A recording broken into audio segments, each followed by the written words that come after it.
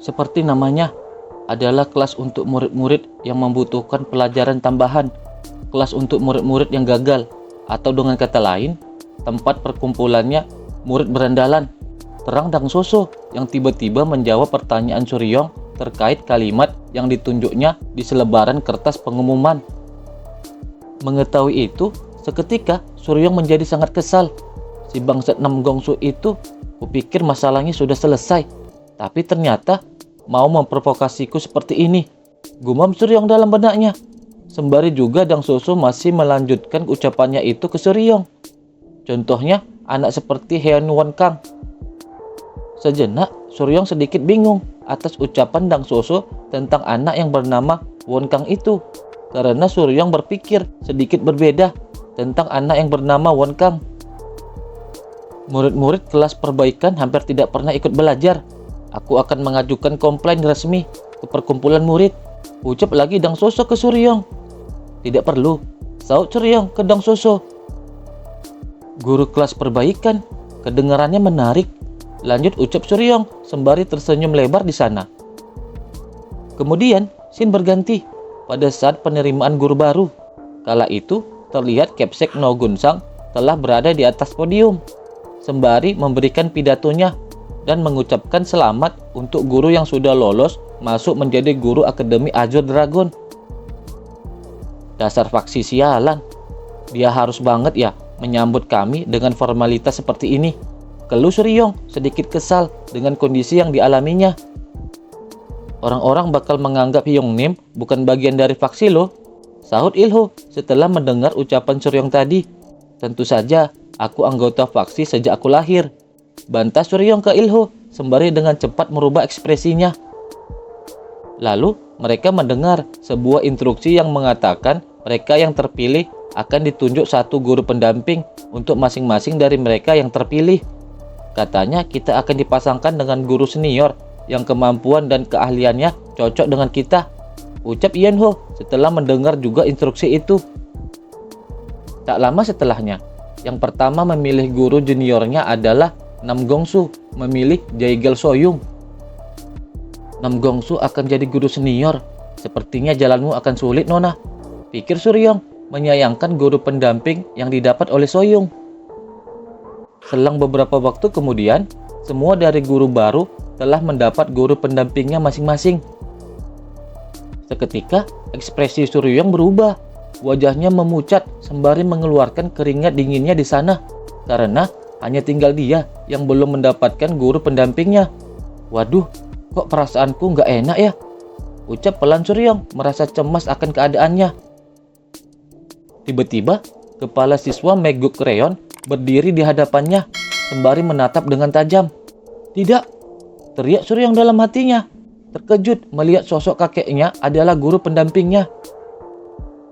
Ikuti aku, ucap Meguk Reon. Baik kakek, saut Suryong. Kampret, lebih baik aku dipasangkan dengan Nam Gongsu saja, gumam Suryong lagi dalam hatinya sembari mengikuti perintah dari kakeknya itu. Lalu, Suryong pun diajak keliling oleh kakeknya, memberitahu seluk-beluk tempat yang ada di sana, sembari juga memberitahu Suryong untuk mengawasi murid-murid yang berkelakuan nakal.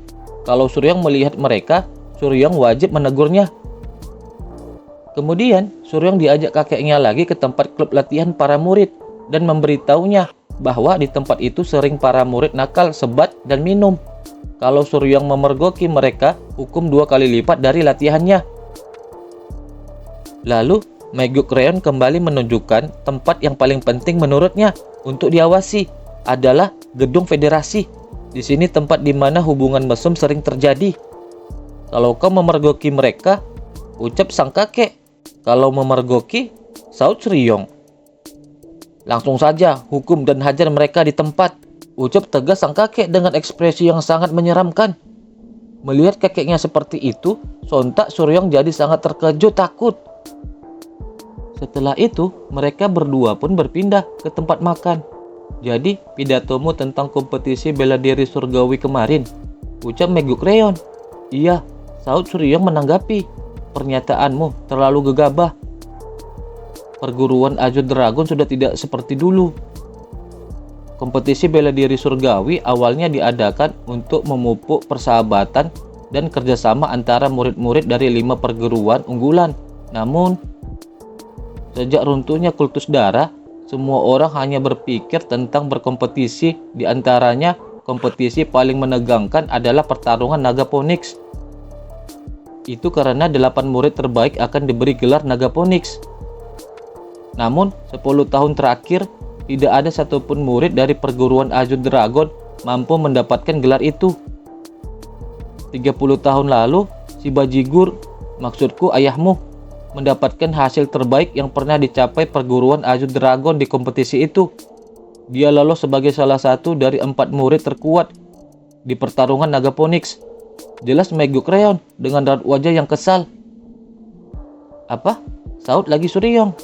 Ah, tidak ada. Sudah, jangan bicarakan orang itu lagi. Balas sang kakek ke Suryong.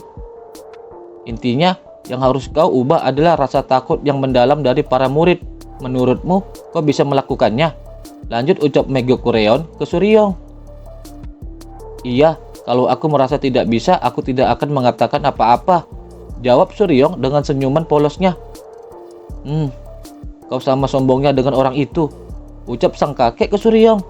Ayahku, saut Suryong lagi bertanya. Bukan, putriku, jawab Megukreon dengan ekspresi wajah yang murung. Kakek, apa kakek tahu sesuatu tentang kelas perbaikan? Tanya lagi Suryong ke Megukreon. Ganti topik ya? Iya, kau mengajar kelas perbaikan bukan? Saut Megukreon bertanya kembali ke Suryong. Iya, jawab Suryong. Tahun kedua adalah Yomin. Tahun keempat adalah Gyo Sangwon. Dan tahun ketiga adalah Heion Wonkang. Fakta bahwa mereka bertiga berada di tempat yang sama tidak akan mudah bagimu. Karena mereka adalah anak-anak yang bahkan kadang tidak mau mendengarkanku. Jelas Megukreon ke Suryong. Mereka anak bandel ya? Tanya lagi Suryong. Apa menurutmu Namgongsu memberikan kelas perbaikan padamu tanpa alasan? Tanya balik Megukreon ke Suryong. Ya, aku suka kalau dapat kelas yang muridnya hebat tapi perilakunya buruk daripada murid yang tidak punya apa-apa. Pertama, mulai dari murid yang ku kenal dulu ya. Gumam Suryong sembari memakan makanannya. Kakek, apa tahu kamar asrama Heion Wonkang? Tanya Suryong. Lalu, scene berganti di sebuah kamar asrama murid. Terdengar ada suara berat yang sedang menghitung. 97, 98, 99, 100. Ucap Wonkang yang sedang melakukan olahraga push up di kamarnya memakai satu tangan dengan hanya satu jari. Setelah itu, ia pun membaringkan tubuhnya karena lelah di atas lantai kamarnya. Sesaat ia terdiam, melamun mengingat sesuatu. Ternyata Wonkang mengingat sewaktu ia melawan Suryong. Ia mengingat serangannya yang dengan mudah ditangkap oleh Suryong. Kemudian mengingat kembali gerakan Suryong sewaktu membanting tubuhnya. Ia juga masih mengingat kekuatan bantingan yang dilakukan Suryong ke dirinya. Dan masih mengingat ekspresi Suryong yang telah dengan mudah mengalahkan dirinya kala itu. Sialan, Bajigur itu pasti akan aku kalahkan, ucap kesal Wonkang sembari mulai bangkit dari baringnya. Lalu Wonkang mulai mengingat lagi gerakan yang dilakukan Suryong kala itu. Setelahnya ia mulai memperagakan gerakan yang sama. Dengan perlahan Wonkang terus memperagakan jurus Suryong yang ia ingat. Sialan, bukan begini. Kenapa aku tidak bisa melakukannya seperti Bajigur itu? Ucap kesal Wonkang. Mau aku beritahu kenapa? Ucap seseorang dengan tiba-tiba ke Wonkang. Hanya karena ada yang memberitahuku bukan berarti, sahut Wonkang, tetapi ia menghentikannya sendiri. Setelahnya, Wonkang pun teriak karena terkejut, yang ternyata ucapan itu dari Suryong, yang dengan tiba-tiba masuk ke kamarnya melalui jendela sambil tergantung terbalik sembari memperhatikan. Latihan sendiri ya, murid yang baik, goda Suryong ke Wonkang. Apa? Kenapa kau masuk ke sini? Pergi kau, ucap Wonkang ke Suryong. Mengusirku begitu, Wonkang? karena aku ditugaskan untuk jadi gurumu. Aku datang untuk berbicara denganmu, ucap Suryong dengan santainya ke Won Kang. Aku nggak butuh, kenapa kau malah duduk? Dan namaku bukan Won Kang, tapi cuma Kang, cuma satu kata, sahut Won Kang dengan kesalnya ke Suryong. Seketika, Suryong memegang salah satu pundak Won Kang. Lalu, dengan santainya, Suryong menekan pundak Won Kang sehingga Won Kang langsung terduduk tanpa bisa menahan tekanan itu. Kau mencoba meniru aku kan?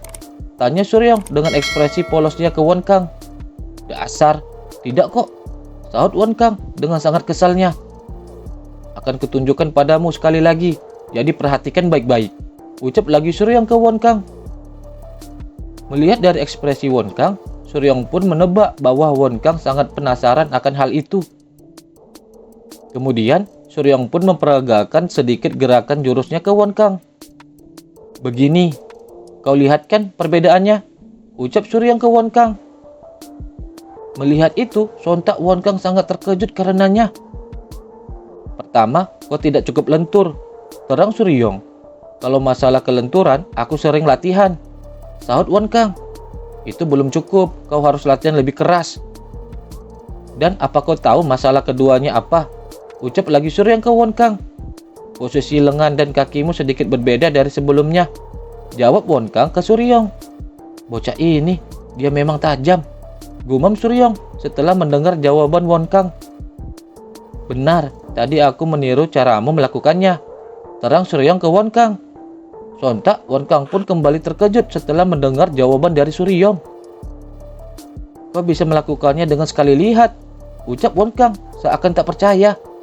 Tentu saja, kau juga bisa, balas Suryong ke Won Kang. Untuk melakukannya, kau harus mempelajari 18 gata hutan hijau, gumam Suryong sembari melihat Won Kang. Bagaimana, kau mau belajar? Kau ingin sekali mempelajarinya kan? Tanya Suryong lagi ke Won Kang. Mendengar penawaran itu, tiba-tiba Won Kang kaget dan diam tanpa kata. Tidak, aku tidak tertarik mempelajari ilmu bela diri yang kau ajarkan, jawab Won Kang dengan lemah ke Suryong. Kenapa?